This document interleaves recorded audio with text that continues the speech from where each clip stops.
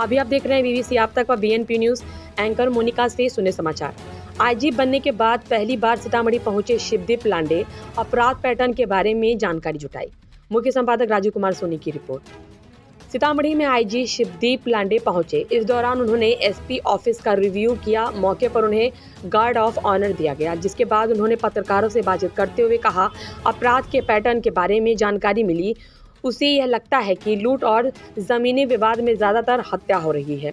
अधिकतर मामलों का उद्भेदन जिले के एसपी मनोज तिवारी के रीजन में हुआ है और जो भी नए मामले हैं उस पर मैं डिस्कशन करके संज्ञान लूंगा। उन्होंने कहा कि हाल के दिनों में भारत नेपाल बॉर्डर पर जो ठंड में डकैती की वारदात बढ़ती जा रही है, ऐसे मामलों को रोकने का पुलिस का प्रयास होगा। इस दौरान आईजी ने यह भी कहा है कि चूंकि नेपाल में अपराधियों के पकड़ने में दिक्कतें आती है, लेकिन उस पर भी काम किया जाएगा। पूर से लगभग 100 ट्रक है, सीतामढ़ी से 10-12 ट्रक हैं। तमाम लोगों का काम आधा अधूरा है। जिन पुलिस वालों के हवाले इंक्वायरी रखी गई, दिया गया, वो लोग भी आधे अधूरे। 300 ट्रक बिहार से गायब होकर छत्तीसगढ़ पहुंचता है, उनका लेखा जोखा मिल जाता है। उसके बाद भी लोग खड़े हुए, लोग दौड़ रहे हैं, चक्कर लगा रहे हैं। नहीं, इस बारे में भी रिव्यू करना पड़ेगा मुझे। ये आपके पूरे क्षेत्र का मामला है। हाँ, नहीं, मैं रिव्यू करूंगा इसमें और डेफिनेटली रिव्यू करूंगा। और एक बात जान लीजिए, अगर ऐसी कोई बात है और ये जो मामला अब तक है, अगर मेरे संज्ञान में आया ये बात और उसमें कुछ कंटेंट है, तो आप जान लीजिए 300 ट्रक तक बात नहीं रुकी गई है और भी इसका सिलसिला बढ़ सकता है। आपने अच्छा किया मेरे नॉलेज में दिया, अब मैं रिव्यू लूँगा, क्योंकि मेरे नॉलेज में ये बात नहीं थी। अरेस्टिंग के बाद तो उस वक्त आया था मैं, तो अभी उस वक्त तो एसटीएफ में था, लेकिन अभी प्रॉपर मैं आईजी के तौर पे मेरे जुडिक्शन में सीतामढ़ी जिला आता है, उसका आज रिव्यू करने आया था। और एसपी सीतामढ़ी मनोज से इस बारे में डिटेल में बात हुई, सारा कुछ रिव्यू किया। तो जो प्राइमरी फोकस दिख रहा है वो लूट से संबंध में, लूट की जो भी घटनाएं हुई सारे डिटेक्टेड है। तो एक पैटर्न यहाँ पे है कि जो रोड के लूट का एक पैटर्न दिख रहा है, और लूट का जो बेसिक एक रीज़न दिख रहा है वो जो है कंजम्पशन ऑफ ड्रग्स वगैरह का। यहाँ पे ड्रग्स मीन्स कोरैक्स, बाद में स्नैक वगैरह, इसके जो लत पड़ जाती है लड़कों को, तो वो छोटी छोटी घटनाएं कर देते रास्ते में। हालांकि वो घटनाएं छोटी भी होती है, कोई मोबाइल भी छीन लेता है, लेकिन वो लूट के इसमें यहाँ पे दर्ज होती है। इसलिए जो लूट की संख्या है उस संख्या में इजाफा दिखता है, लेकिन सारे केसेस यहाँ पे डिटेक्ट हो चुके हैं, एक अच्छी बात है। दूसरी बात, हत्याओं का जो एक ट्रेंड दिख रहा है वो जनरली जो ओवरऑल बिहार में ट्रेंड है वही है, लैंड डिस्प्यूट से रिलेटेड या पर्सनल एनिमिटी को रिलेटेड हत्या का यहाँ भी वही ट्रेंड एक दिख रहा है। तीसरी बात है जो एक मेरे लिए इम्पोर्टेंट थी, क्योंकि मैं अररिया में भी एसपी था, तब एक डकैत का गिरोह डिटेक्ट हुआ था, डकैती हुई थी अररिया में। तो पूरा जो बॉर्डरिंग एरिया है वहाँ से लेके मधुबनी, मोतिहारी, सीतामढ़ी, हर जगह डकैती किया था। तो वो एक डकैती का एक जो 20-25 लोगों का ग्रुप है, उस बारे में डिस्कशन हुआ। वो 2 ग्रुप है, वो एक्टिव हमेशा होते हैं विंटर के सीज़न में। जैसा भी कुहासा पड़ जाएगा तो डकैती का सिलसिला बढ़ेगा, और स्पेशली बॉर्डरिंग डिस्ट्रिक्ट में। तो उस बारे में भी अलर्ट है और स्पेशल उसके लिए गश्ती का भी बुलाया गया है, और जो आसूचना संकलन है उसके बारे में डिस्कशन हुआ है।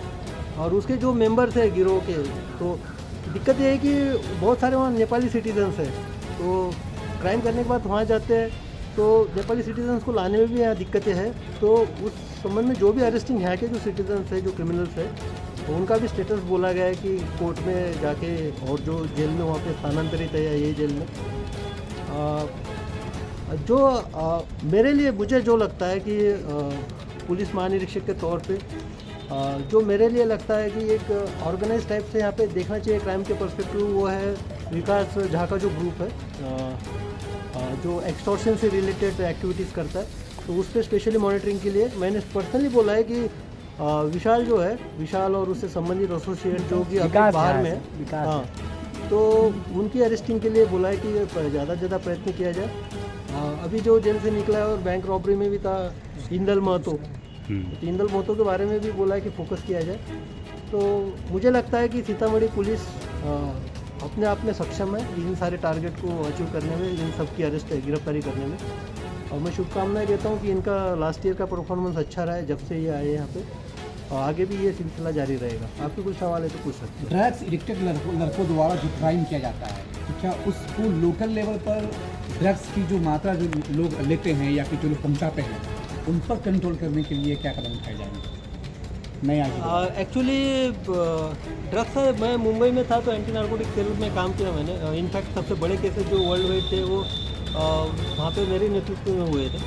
तो ड्रग्स का एक बेसिक से है कि no one can consume drug without your consent, यानी आपको कोई भी ड्रग्स खिला नहीं सकता आपके कंसेंट के बगैर। कंसेंट यानी आपकी जब तक आप नहीं चाहोगे तब तक आपको फोर्सफुली जाए। ये नहीं है कि भाई पिस्तौल लगा दिया कान के नीचे और लूट ले जाए, ऐसे नहीं कि आपको पिस्तौल लगा दिया और बोल दिया कि ड्रग्स ले लो।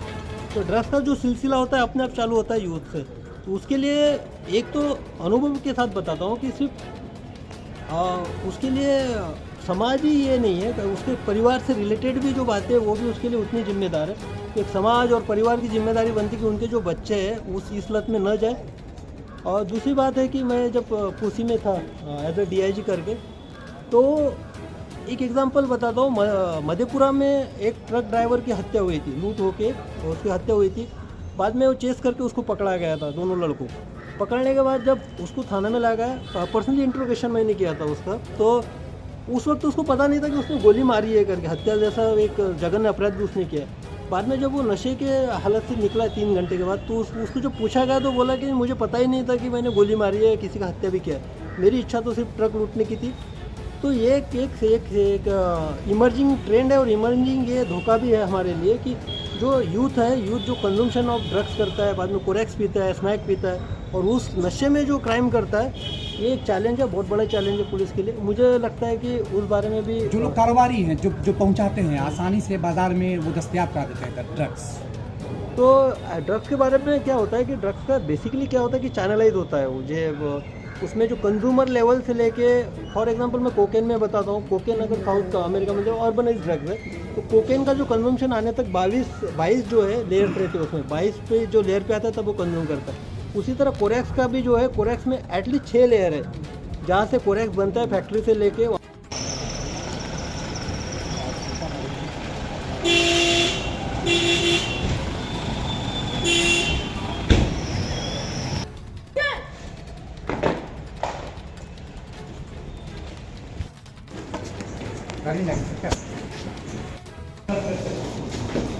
चलिए चलिए चलिए चलिए